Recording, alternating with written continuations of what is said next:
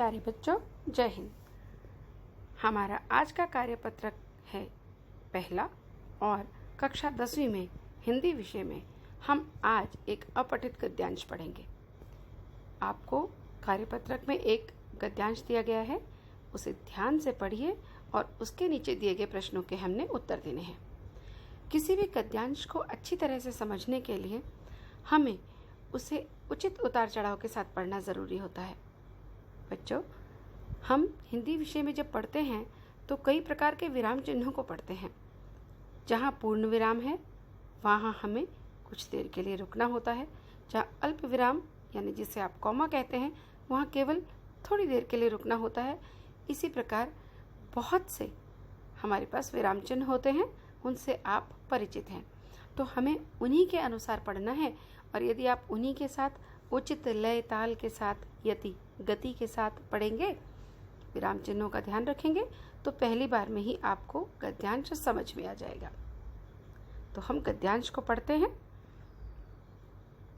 भरपेट मांस वही शेर खा सकता है जो अपने हाथ पांव हिलाता है, घर से बाहर निकलता है, दौड़ धूप करता है और कभी कभी बलवान हाथियों से भी लोहा लेने के लिए तैयार रहता है। इस दौड़ धूप का नाम ही परिश्रम है। इसी को उद्यम कहते हैं। पुरुषार्थ भी इसी का पर्यायवाची है।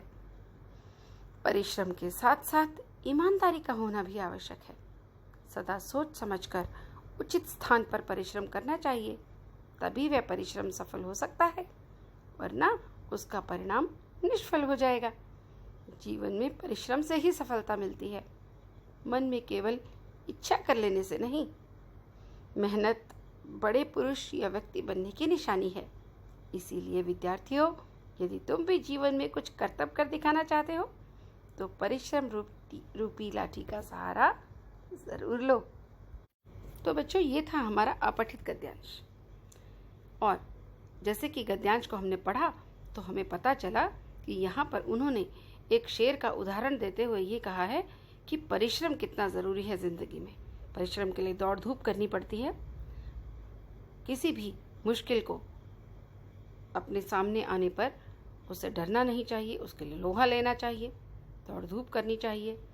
तो उन्होंने एक शेर के उदाहरण से बताया है हमें कि परिश्रम, पुरुषार्थ, उद्यम, इन सब का एक ही मतलब होता है ना। और एक ही मतलब वाले जो शब्द होते हैं उन्हें पर्यायवाची कहते हैं। और परिश्रम सोच समझकर सही जगह पर करना चाहिए, तभी वो परिश्रम सफल होता है, वरना परिणाम तो निकलेगा नहीं ना। यदि आप किसी चीज़ को ज़ोर से धक्का मारते हैं तो वो चीज़ एक जगह से दूसरी जगह जाती है।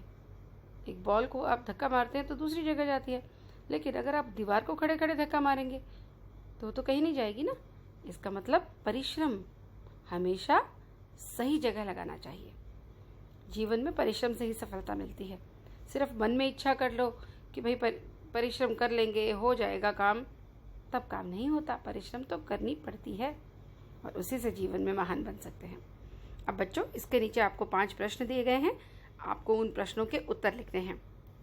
भरपेट मांस कौन सा शेर खा सकता है? प्रश्न 2, गद्यांश में आए परिश्रम शब्द के पर्यायवाची शब्द ढूंढ कर लिखिए। प्रश्न 3, सोच समझकर उचित स्थान पर किया गया परिश्रम ही।